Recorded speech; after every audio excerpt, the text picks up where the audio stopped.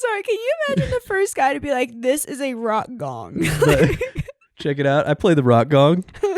I wonder if you ever hit it too hard and someone's standing underneath it and killed someone. Well, that's what I was saying. Absolutely, that happened. That's just like such a dangerous, you're like slapping this big rock and then it falls. Well, they didn't know any better. Back then when people died, they were probably like, oh, let's not do that again.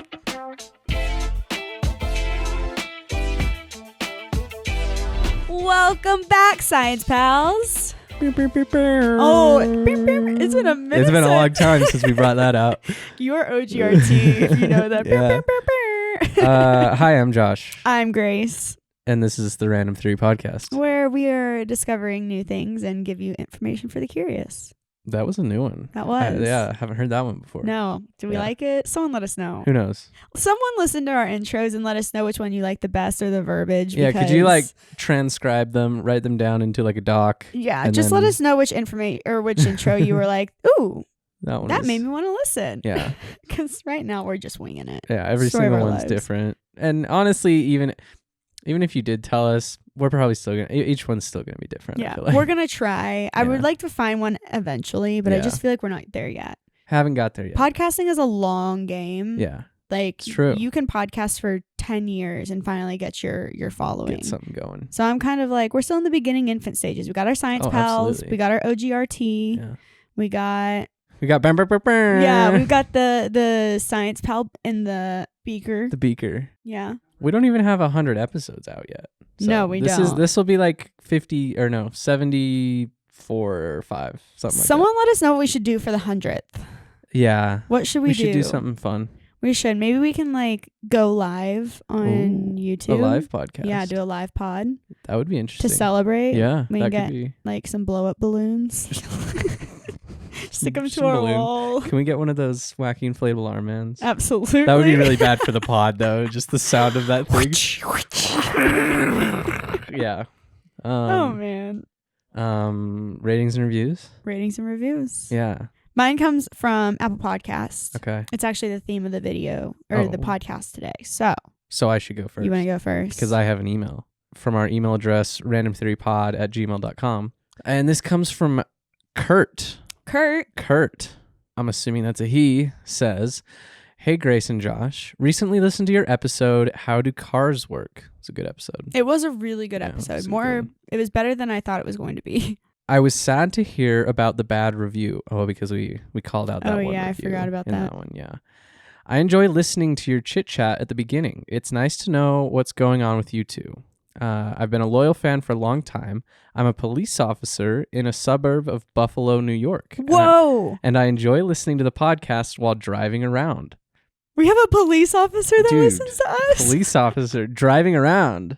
I hope he's pulled someone over while listening to our podcast.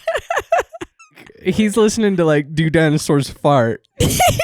And then gets into like a high-speed pursuit or something. That's amazing. Man. That would be incredible.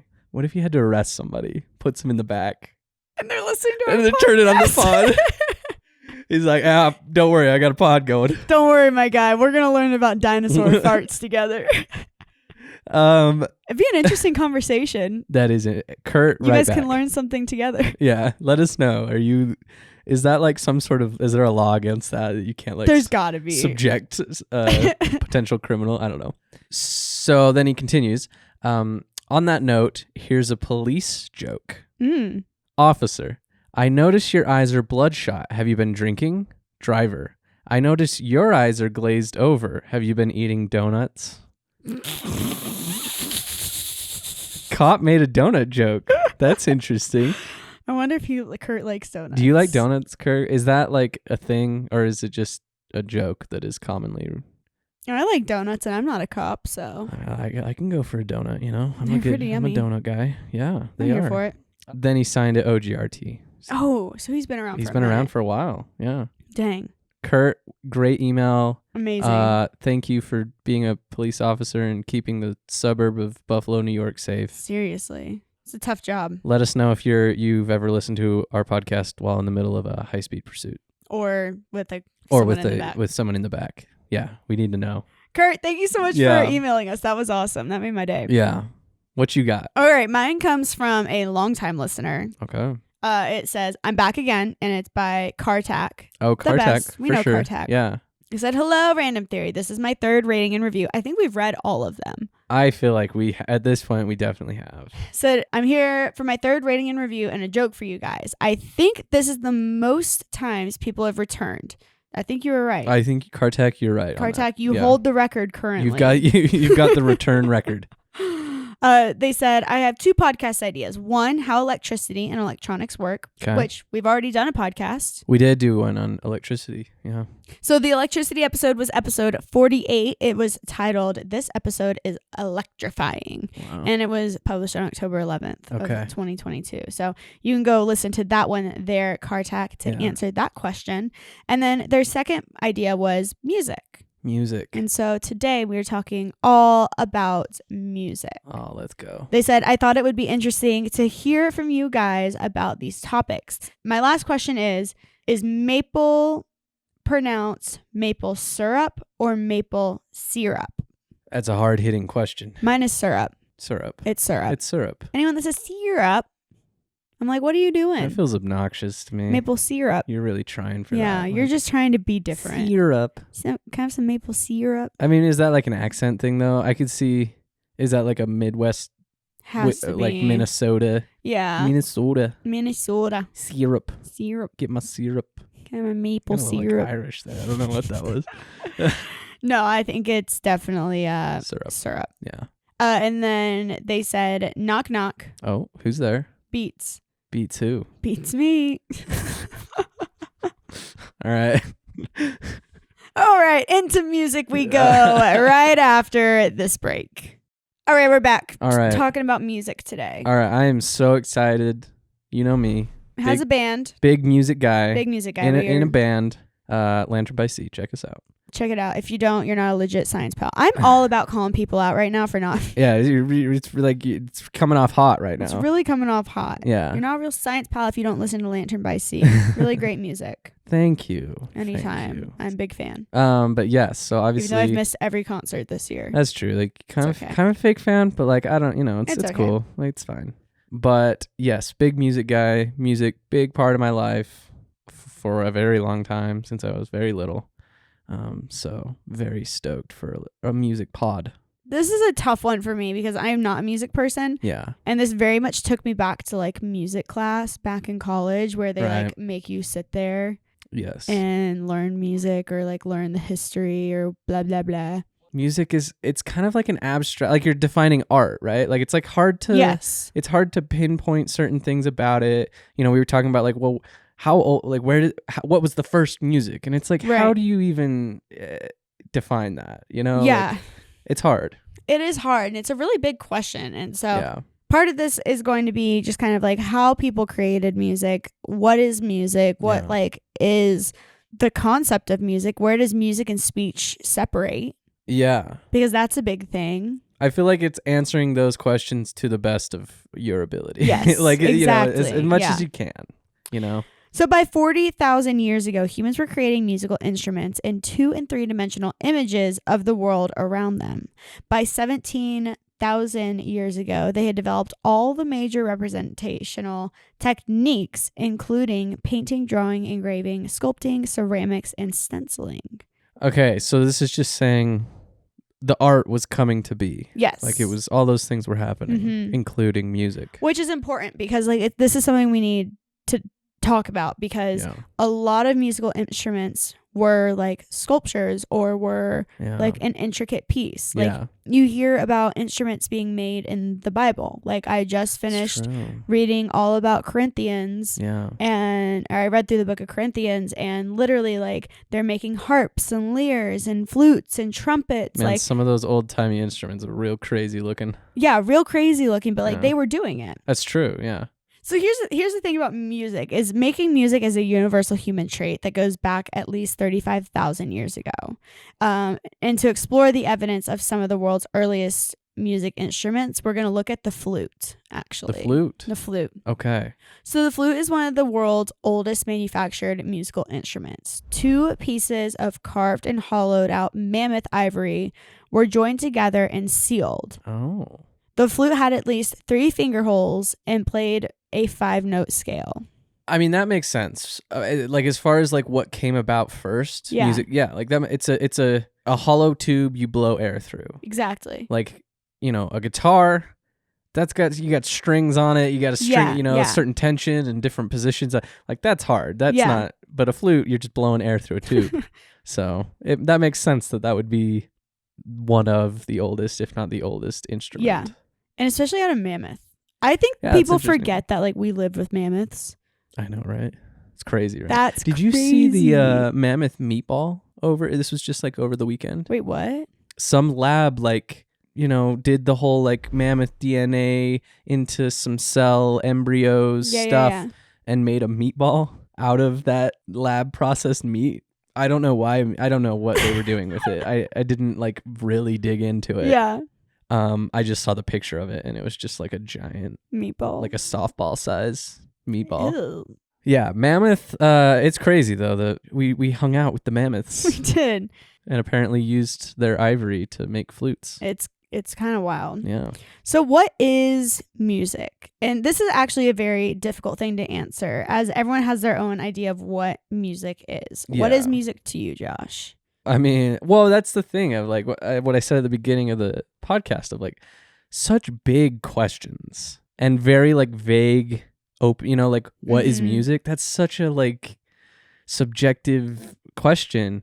I mean, to me, music is some type of sound produced by something that I would say has some distinct characteristic about it, or like a melody. Yeah, that is music. That is music to me.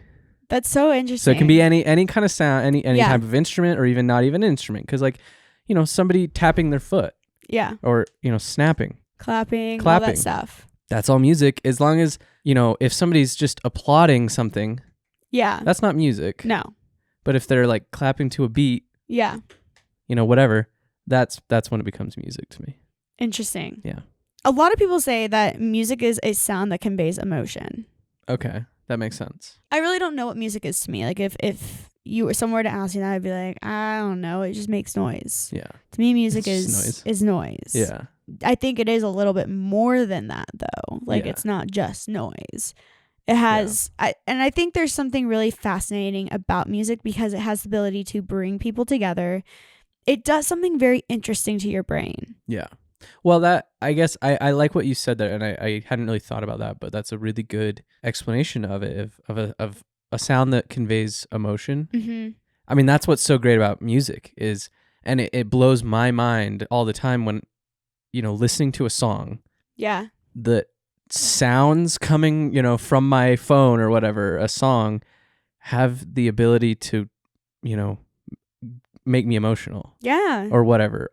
And even crazier is like with my band, and we wrote an album, put it out, and we've had people come up to us and say stuff like that of like, this song brought me to tears or whatever. Aww. And it's just like something that I wrote and played on a guitar is bringing that person to tears. That's insane. That's crazy. That's so beautiful and amazing. Yeah.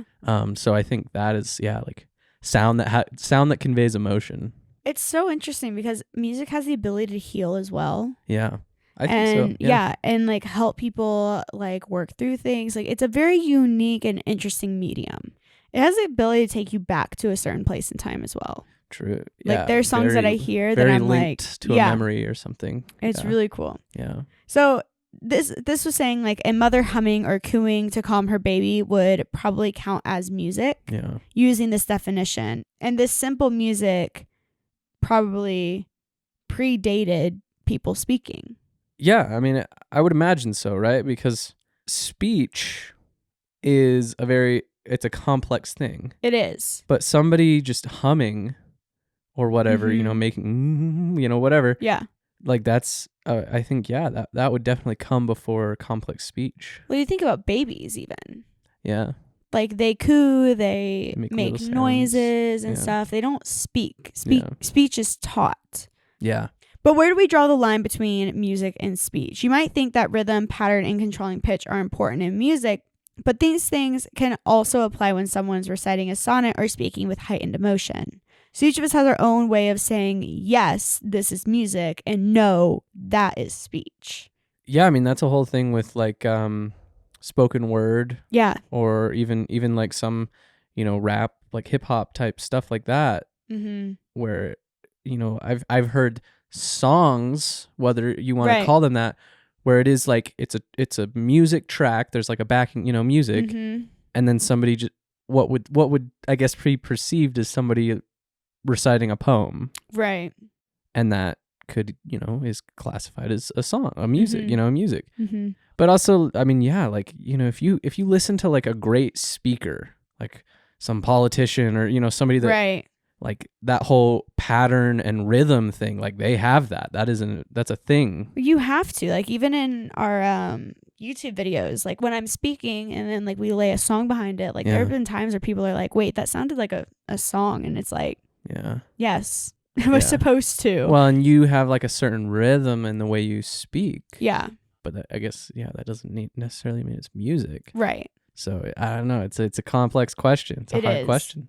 So when did our ancestors begin making music? If we take singing, then controlling pitch is important. Scientists have studied the fossilized skulls and jaws of early apes to see if they were able to vocalize and control pitch. And this was about 1 million years ago. And our common ancestor, the Neanderthals and modern humans, had a vocal anatomy to sing like us. But it's important to know if they actually did. Right. So they're just saying they've studied their skulls and they had the hardware. Yeah. But they don't, I mean... No one knows if they actually did. No one can actually know if they actually sang. Right. Mm-hmm. So another important component of music is rhythm. Our early ancestors may have created rhythm music by clapping their hands. And this may be linked to the earliest musical instruments. When somebody realized that smacking stones and sticks together doesn't hurt your hands as much. So many of these instruments are likely to have been made from soft materials like wood and reed. And so they haven't survived, obviously. Sure, yeah. They're not like an ivory flute. Right, made out of mammoth. Yeah. That's interesting about rhythm. I feel like I was gonna ask, can you keep time? Do you have like the rhythm? Because there's people that I know that like can't. That is like a mental block of like, I can't keep time. I can only because of gymnastics. Okay, that makes sense. Yeah, because I was a competitive gymnast, I had to keep 8 counts. Yeah. And that for me was like super important. Like hearing it in the music, when am I supposed to do X, Y, and Z? Yeah, the moves, time the moves. Yeah. I remember vividly when we did our like junior prom, we had to learn the dance. Did you guys do that? Like you had like a prom, what is it called? Promenade, I think is the dance. You know what I'm talking about? What? It's like the class dances a certain choreographed type situation. Like a partner, like a waltz. No. You do like a partnered up waltz. No. Anyway, it was a thing. Anybody this write in? This is the same place where he sat around the Christmas trees and sang songs. Yeah. Well, listen. Maybe it's like an old timey thing, and I grew up in a farm town, so like the stuff that like we just. You guys really didn't do that? No, I took cotillion class where I had to learn all these dances and stuff, but like never ever have had to like use them. You didn't do like a no. Did you have a prom though? Yes. Was it a junior or senior prom? We had junior and senior prom. Oh yeah, we didn't do that. Once it was just junior. Once you're a senior, nobody cares. Whoa. Anyway, but I remember vividly because we had to, it was like your class, your whatever that you learned, like that of people. We had to learn a dance, and this the divide of people in my class that like could keep time, keep a beat with the song, and then people that were just so far off, and just like trying to make it work with people that could not keep time with a song. If you have done what Josh has done, please write in and let us know, because I had never experienced that. I know Michael didn't. Yeah. He grew up in Colorado. Colorado. I'll be honest, I thought it was a common thing, but now I don't know. I don't know. I thought that was a commonplace thing. Okay, back to music. Back to music. We've talked about my prom. We've decided that it was weird. Everything about my childhood, it was kind of weird. Write in. Did you have a prom dance? Let me know. I need to know now. Let Josh not feel alone. Please, I need some more people out there. If you're from small town Utah where I grow up, don't write in. I don't want to hear from you. All right, back to music. This is why we know that the flute is the oldest, because it's made of bone pipes, and, bone pipes survive forever. So some of the earliest ever found are made from swan and vulture wing bones and are between 39,000 and 43,000 years old. Other ancient instruments have been found in surprising places. For example, there is evidence that people struck stalactites, the things that hang down. Is that down or up? They are on the ceiling. Those are the ceiling one. Yeah. Stalactites, the ceiling. Stalactites. So they were slapping a stalactite on the ceiling. That feels dangerous. Yeah. Stalagmites are the ones that are on the floor. Gotcha. Get it? Because mites are on the floor. Sure. I'm sorry. Can you imagine the first guy to be like, "This is a rock gong"? Check it out. I play the rock gong. Now all I'm picturing is like, you know how you're always saying you want to play the triangle in the band? Was there like a rock gong guy? It's like, yeah, I play the rock gong. I play the rock gong. Yeah, come to I my wonder cave. if you ever hit it too hard and someone's standing underneath it and killed someone. Well, that's what I was saying. Absolutely, that happened. That's just like such a dangerous. You're like slapping this big rock and then it falls. Well, they didn't know any better back then. When people died, they were probably like, "Oh, let's not do that again." That's true. People were just dying all the time. Probably wasn't that big of a deal. Johnny died. The rock gong fell on him. Rock gong fell on Johnny. Billy hit the rock gong too hard. He was rocking out too hard. Oh man. Wow. What a pod this has been. Okay. So these rock gongs have been in caves dating back from 12,000 years ago, with the caves themselves acting as a resonator for the sound. Okay. That makes sense because you can get some wicked reverb in a cave. Dong. Dong, just rings out. Yeah. So we know that music is old and it may have been with us from when humans first evolved. Okay. But why did it arise and why has it persisted? Which is a great question. That's a good question. Because there are many possible functions for music. One is dancing, and it is unknown if the first dancers created a musical accompaniment or if music led people to moving rhythmically. This feels like the chicken and the egg. That is very chicken or egg. Did the music come first or did the dance come first? I want to be in the camp of dance came first. Really? Because I would think, people often move in a dance way when they're like excited or happy. Yeah. Right? So if that, like I'm picturing you got all these cave people hanging around a fire. Oh, maybe they just brought in the big mammoth kill. Excited. And they're excited, just whatever. And then people start clapping along and then all of a sudden this thing is going. You might have just changed my camp because I was camp music. Oh, really? Came first. Yeah. Well, it also makes sense. Yeah. People have a thing going. Yeah. And then somebody starts moving to it. Yeah. Another obvious reason for music is entertainment, which can be personal or communal. So music can be used for communication and often over large distances using instruments such as drums or horns. Yeah. So another reason for music is ritual, and virtually every religion ever uses music. I would assume music evolved out of that, of like just like basic celebration or like happiness. And then from there, I would assume it found its roots in like the ritual, the like religious something. Well, it probably came from kind of like what you were talking about, where it's like there was this thing happening. Like it's like they did bring in the big kill, or they played a certain song before they would go out and hunt. Yeah. And then like good things happened when they played that song. So people were like, oh, well, let's play the song again. Do that again. Yeah. Celebration. Exactly. Thing, so the rituals began to like take form and whatnot. Yeah, I think so. It's interesting. It's crazy to think about, like to step back in time. I know. And now like music is such a common everyday life. Like I literally have Alexa on all the time playing music for me. But it's like, what did it thinking about like people clapping around a fire. Yeah. And that was music. But like even like you think about when you do sit around a campfire, when you have someone playing guitar, you have someone like doing something around the fire, like it just feels right. It does feel right. It's one of those things that like instinctively and like at the deepest like primal part of yourself, it just does feel right. Yeah. It is like a very bonding kind of connection thing. I don't know. It's really interesting. However, the major reason that music arose and persists may be that it brings people together. There you go. There it is. What a segue. Yeah. Music leads to bonding, such as bonding between a mother and child or bonding between groups. Yeah. Music keeps workers happy when they're doing repetitive tasks and otherwise boring work, and helps everyone to move together, which increases the force of their work. Like, that's the thing. When I was younger, I used to work in a kitchen, and it was real dry until maybe the end of the shift comes on and the place is closed and we can like blast some music cleaning in the kitchen, and it's like it's great. It's great. Yeah. But then also I was thinking about like bringing people together, that like shift at a concert whenever they play that song that everyone knows, and just everyone's singing and clapping, they all know the song like that.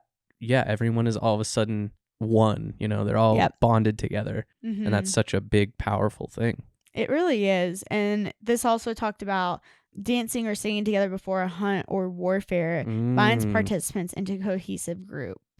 It has even been suggested that music in causing such bonding creates not only the family, but society itself, bringing individuals together who might otherwise have led solitary lives. Powerful stuff. It is super powerful stuff. Yeah. So we're going to take a quick step through history of where it was, how it was, the origin. Like we've talked about the origins of it, but basically just kind of like stepping through it really, really quickly, where music kind of came to be. Okay.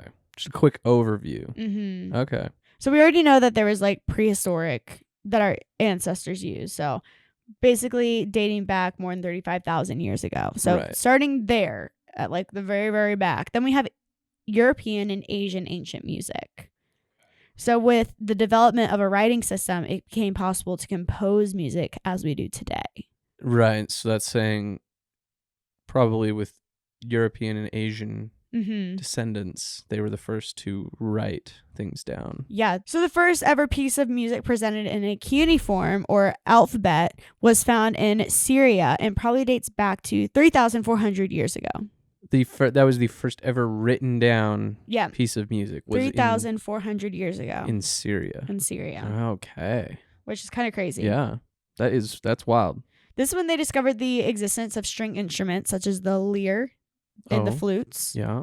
And it also suggested the existence of the polyphone. That is basically music. I mean, that's combining two or more notes to make a line of music. Oh. So like a melody is what that is now commonly known as. So this was the first form of a melody. This was the first form of like a melody, what you would consider like the main line of a song or any music nowadays. Yeah. So now we step into the Middle Ages. Okay. And this is really when music I feel like started to take off. This is about boom. Yeah, the medieval and the Renaissance music. Yeah. So the interest in this topic is still so vivid that lots of contemporary ensembles and choirs devote their existence to a repertoire of this kind of music. Yeah, I mean it's still played today. People are still studying it. It's still it's huge. Medieval music is actually quite trendy on YouTube and streaming platforms. Oh. I personally love classical music. Yeah. This was like very much. This is like what I listened to when I'm studying. When I was in college studying, or I'm just really trying to focus because it doesn't have lyrics, but it has these like big moments. Yeah. So it's really interesting. For me, it's along the same lines, but it was always like movie soundtracks. Yeah. Yeah. So during the Middle Ages, this is when melodies really started to blossom. So they come together with a new notion system that set the foundation for the one we still use today. So at that time, music was mostly devotional, although there was also a secular current mostly dealing with the tale of love and cavalry. Like we were saying, from the development that it kind of went into the ritual aspect. Yep. And that's where it found its roots. And this is saying that, it was still there with like the devotional aspect, religious aspect. Mm-hmm. But there all of a sudden started being songs about love and cavalry, the war, things like that. Yeah. And that was new. And if you've ever been curious about what secularism or what secular is, that has always been something that confused me in music, because this is really when you get that separation. So secularism is the principle of seeking to conduct human affairs based on secular nationalism considerations. So secularism is mostly commonly defined as a separation of religion from civil affairs and the state. It's like life without religion. Yeah. Yeah. So if you've ever been like, I don't understand what secular means, it basically means this is when they started to create stuff on love and life rather than just all religion. Yeah. So then we take a leap from the Renaissance to the classical period. So during the Renaissance, composers laid the foundation for what Baroque music would later become. Baroque. Whenever I hear the Baroque period, I kind of get like twitchy because that's all I remember from music. Oh, like your college class of music history. I feel like we spent a lot of time in the Baroque period. It's a big period. Big period. Yeah, because this is when composers started creating music for richer ensembles. Like, it wasn't just this piece of instrument and this, like, you're using two instruments. This was like you're creating an ensemble, like an orchestra arrangement. Yeah. Then we hop into opera and romantic music. All right. Which is really kind of crazy. So this classical era involved the development of a brand new singing form that mixed music and theater.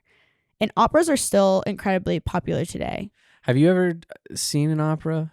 No. Yeah. And I have heard very mixed reviews on it, but the Phantom of the Opera is on Broadway currently in New York, and I really want to go see it. Yeah. And I feel like I need to get a rundown of like what's happening before, because they don't sing it in English. It's usually in French or Spanish or one of those romantic languages. So I feel like I don't want to just sit there and be like, what's going on? Yeah, exactly. Yeah, no, I've never experienced opera. I have friends that sing opera. Really? Yeah. Oh, I had in the band, our old bassist was studying opera. Whoa. Yeah. I never got to hear him sing because he was studying to be like an opera singer. I never got to hear him sing. That's crazy. But yeah. So one of the most known and loved currents today is the romantic music, which was brought on by a bunch of different composers back in that time. Namely, big names from the opera and romantic are going to be your Mozart, Beethoven, those ones. That's when they came on the scene. They were kind of crazy. Oh yeah, geniuses. But you had to be kind of out of the box and crazy to do what they were doing. Dude, you still do. Yeah. I mean, like, if to think about art in that kind of way, you have to be. At least, crazy is kind of a negative word. You have to think differently. Yes. About the world, right? Yeah. Exactly. And then we took a really big drastic turn. This is when jazz and blues came onto the scene. Yeah. So this is like, and it's like a fairly, at least in this timeline, like fairly big time jump as well. Yes. And but like in the timeline, this is what really bothered me.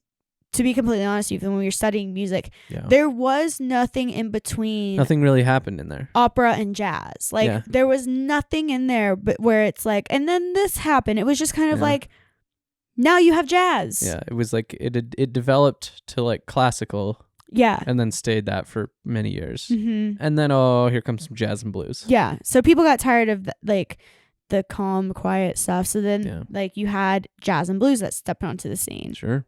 Are you a jazz and blues fan? No. Really? It gives me anxiety. So there are still like jazz and blues clubs in New York City. Yeah. It's a big thing. So if you ever come to New York, I highly recommend. There is a secret. Well, there's all kinds of like speakeasies all around New York City. Yeah, but sure. This one is in Grand Central. Oh, cool. And it is so cool. So this place is called the Campbell. Okay. It's in Grand Central Station. That's cool. It is so cool. It used to be a jail at one point. It was the commissioner's office. Wow. And then it was turned into this like jazz club. Was it like an original speakeasy though? Like, but when Prohibition? No. Okay. No. Because I know there's some that are like that. Yes, there are. And they're really cool. Yeah. But this one is just in Grand Central. It used to house lumber. It used to house criminals. Cool. It used to it just has had so many lives. And then it became this jazz club. Cool. And they have jazz bands that come in and play. And it transports you back in time. Yeah, that's cool. And it's really, really cool. I would love that because I am a big When you fan. come, we'll go. I'm a big fan of jazz, so I would love that. It's I like jazz when it's not. What's the chaotic jazz? And there's no rhyme. I mean, there's like freeform jazz. Yeah. Which maybe that's kind of, it's more loose and just flowy. it gives me so much anxiety when they're like playing over one another and it like doesn't like mesh and it's just like Yeah, I mean, I agree. Like anything that's too freeform. Yeah. Or if they're, I mean, jazz, you know, you can get into where it's like they're changing the time signature, they're changing the tempo, they're, you know, like stuff is just going nuts. That also does kind of rub me the wrong way a little bit. But so then you get into rock and pop. Oh, here we go. So I just think it's crazy. You know, we've got like, we go opera and then we get a little bit looser with jazz and blues. And then we are like hardcore rock and pop. Yeah. So through the 50s, a revolution happened. So rock and roll appeared and blasted the music scene wide open. Yeah. Quite literally. That's, I love that scene in, have you seen Back to the Future? No. There's a scene when, because obviously the guy goes back in time. And he is from, I think originally he's from the 80s, like lives in the 80s, goes back in time to, I think, the 40s or 50s. Yeah. Before rock and roll had really, and he goes to this dance and gets on stage and plays the classic Johnny Be Good by Chuck Berry. Yeah. And just like shreds it, ripping on this guitar, plays the whole thing. It's this big like musical number and ends, and everyone in the crowd is just like, you know, wide eye, like straight face, like what the heck was that? And he says like, sorry, I guess you guys aren't ready for that, but your kids are gonna love it or whatever. It's such a good moment in that movie. That's awesome. So this was all throughout the 50s that this happened. And then you have the Beatles, obviously, for example, that worked that bridge between the two worlds. Yeah, yeah. Of, you know, like rock and just and like a jazzy. Blues, jazzy, yeah. Like, well, like, because that's the thing at that time before, the only kind of bands, you know, you think of like a band of musicians playing together were jazz bands. Yep. Or like the blues, you know, blues bands. And so then, yeah, people were changing what the term band meant, a collection of musicians playing together. And yeah, absolutely, the Beatles, you know, love them or hate them, you cannot deny what they did to popular music. I completely agree. Yeah. And now we're in this new age of electronic music.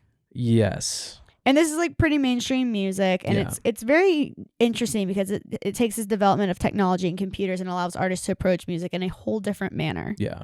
And they no longer have to play an instrument to compose a tune. Yeah. They could just use a piece of software and electronic devices, and then hello, you have music. Again, it's like love it or hate it. It's had a big impact.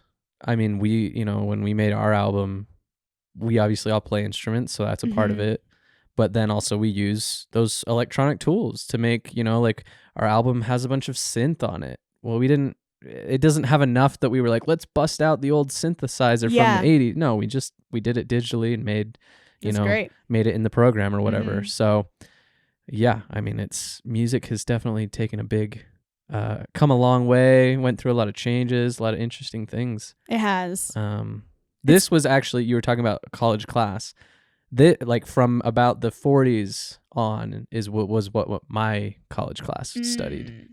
So like all of the jazz and blues and then into the rock and pop and all of that. That was my like bread and butter. That's nice. Loved learning about Mine was not. Mine was like Bach and literally Mozart and stuff. Like the Gregorian chants. Oh yeah, like where they're like, whoa, yeah. I did not learn about any of that. Oh my gosh, yeah. It's terrible to learn about. Yeah, I wish that on anyone. If you're in one of those classes right now, just know you will get through it. I promise. I believe in you.